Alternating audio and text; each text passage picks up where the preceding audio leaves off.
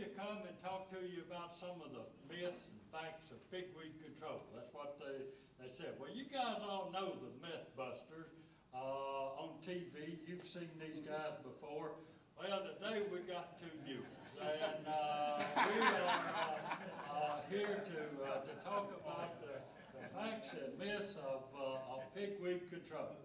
And hey, if you guys got questions, comments, testimony, let me talk with you and not to you. And just jump in here because you're not going to break my train of thought. It's not that long anyway. So if you've got a comment or a question about this, let's talk about it. Fact or myth? Is this fact or myth? Palmer amaranth is resistant to more herbicide modes of action than any other weed in the Mid-South. And myth. Actually, barnyard grass is. Barnyard has the one, and I keep thinking that it's going to be our next glyphosate problem. Don't take your eye off of it. Palmer, yes, Palmer is resistant to 4 different modes of action in the world, and of course Palmer doesn't go into the Midwest much, but for us, the ALS chemistry group 2s, the DNA, the group 3s, and the glycines, the group 9. And in other parts of the southeast, over in Georgia, it is also resistant to the PS2 of the group 5, which is atrazine. And as you guys know, the ALS chemistry being staple and in vogue for us in the cotton business, the DNAs being the yellow herbicide, and of course the glycine being the Roundup. All right, so that myth is true now. Prior to 1998, pigweed was not a major weed in the Mid-South. Fact and myth.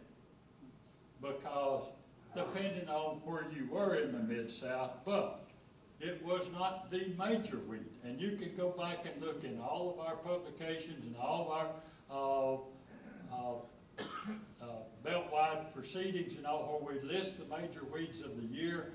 Pigweed was not the major weed before 1998. So what happened to it? So why?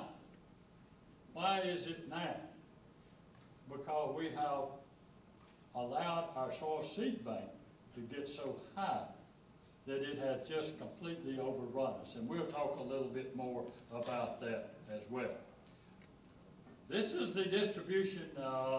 Larry put this together for us back a few months ago, and just showing the distribution of glyphosate-resistant Palmer now throughout the southeast and mid-south. So you can see that this is much more of a problem now than it was in 1998. And we'll talk a little bit about some of those reasons. So, fact or myth? Fact or myth? Once a weed population becomes resistant to one herbicide group, it seldom develops resistant to another. Right? That's a myth. Because as we know, currently now we have 50 different weed species with multiple form of multiple resistance. In other words, resistant to more than one group of herbicides. So Palmer, we just talked about it being resistant to 4 different groups. So I guess I have a question for you now. What about Liberty Link? We talk a lot about Liberty Link cotton.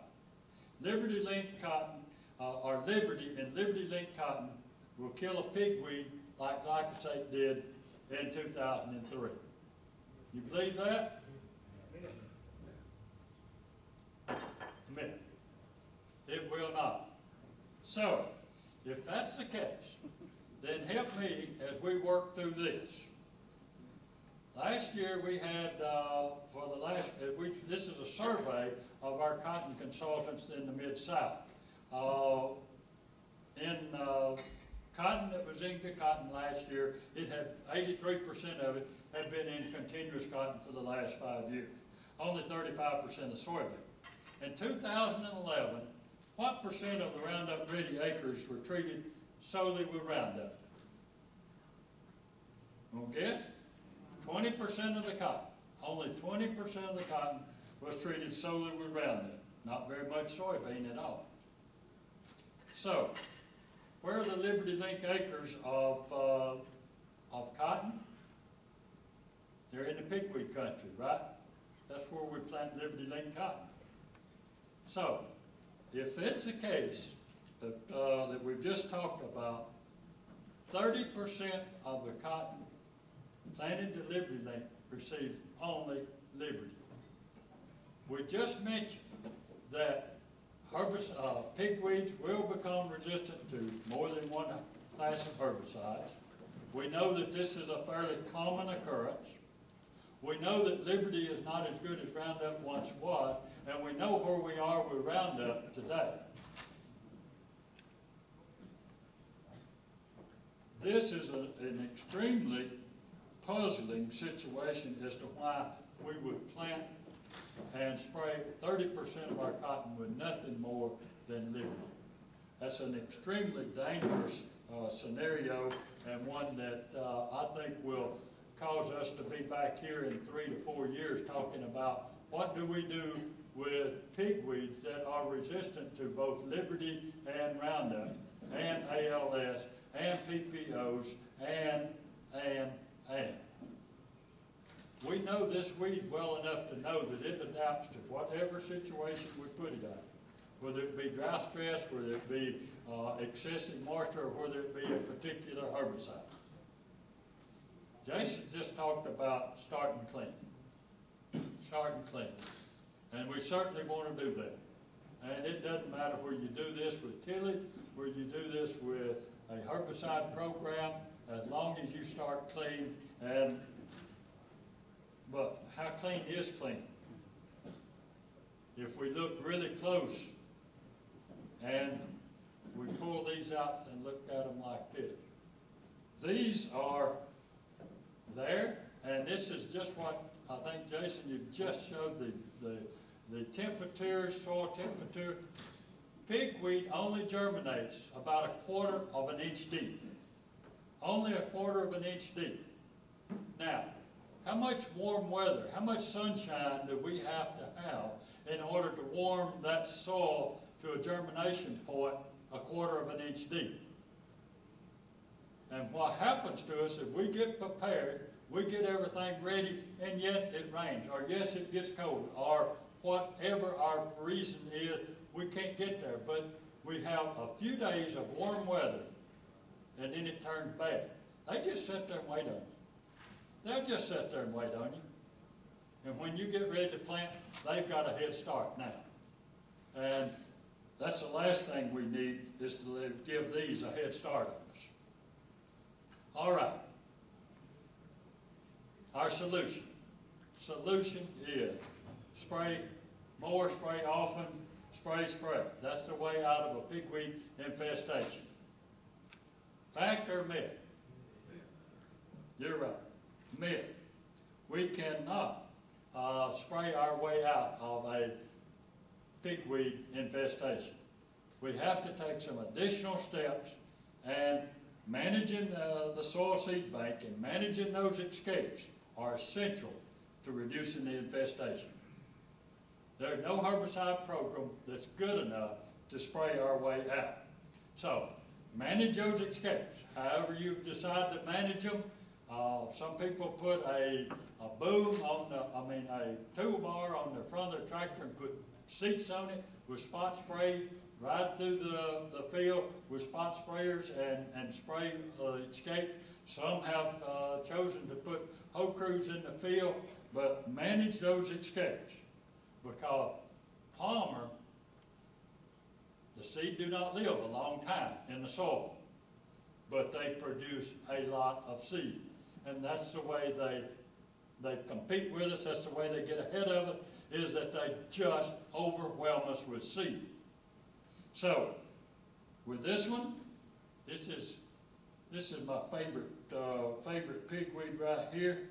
This is Elvira. Elvira, we named her, the witch. And Elvira had 1.8 million seed.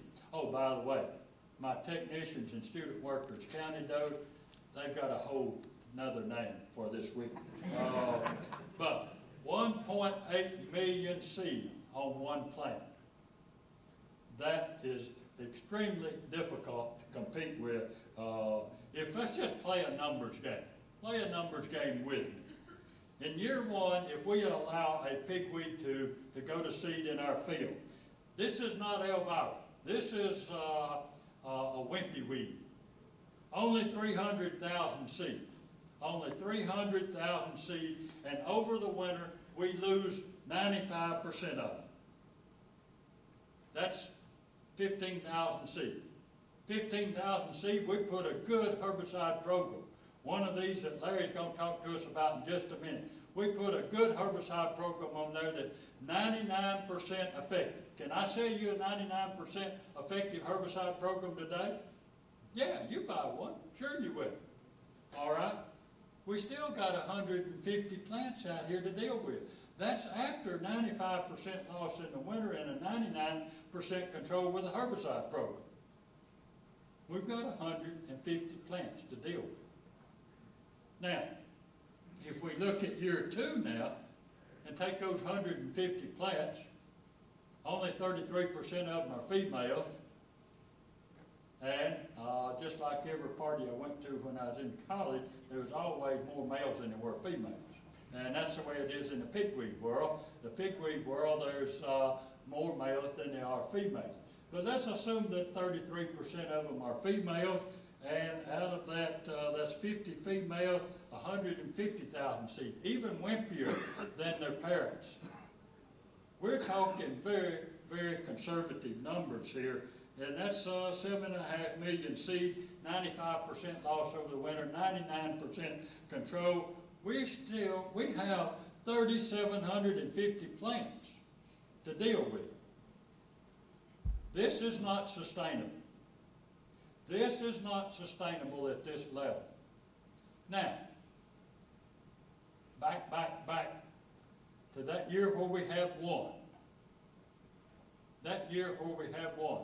How much would it take? What would it be worth to take that one out? To keep from 2 years later having 3,700 plants in the field. I know. I agree with you. I was there too. I didn't realize the magnitude of that one at the time it was there. We realize the magnitude of that one now. I hope you will realize the magnitude of that one. And farmer told me the other day, he said, you know, my son asked me, he said, we were riding, he said, I'm on top of this, and he said, if I see a pigweed, I stop the truck, I get out, I go out there and either pull it up or take a shovel and cut it off under the surface of the soil. He said, I don't allow one to exist. I just get out of the truck and go out there. I stopped the truck, walked out there. My son said, why do you always get out and walk out there to get that? He said he just looked at him and said, where you can farm this land someday. And I thought that was a pretty good answer. So, this soil seed bank is, we've always known about soil seed banks, and we talk about how long pigweed or how long weed seed live in the soil. Cocoa 20 plus years. Pigweed, less than 4 years. In 4 years, we're 99.99% gone. Less than 4 years. So, this soil seed bank is something that we can focus on. They never allowed me to participate in the armed service, but they said that if the one thing you need to do is to know your enemy. The enemy as pigweed, and the weakness of the pigweed is the longevity of the seed in the soil. So, zero tolerance. None go to seed. None go to seed. What's your first reaction here? Impossible? Impossible on my farm? Impossible on my acres? too many acres? Well, let me tell you that we have seen this in our state with some farmers, and we reduced the number of seed below detectable levels in 1 year in one field and two years in the other field. And we reduced our hand chopping to take out those escapes. We reduced it from 110 hours on 60 acres to 5 hours the next year. This really does work, and we have area-wide, farmers have decided that this is significant enough that they are, if I take care of mine, you take care of yours, it's a lot better than you taking care of yours and my pigweed seed going over onto your field. So these area-wide concepts are catching on, and we're having more and more farmers come to us and say, can you help us set up an area-wide concept? And they're going in. We're putting up signs on the road that says this is a pigweed-free zone to remind everybody that this really does work. It is a successful approach and one that has worked. So, just as Jason told you, start clean, overlap residuals, and manage escapes. Thank you, and thanks for the invite.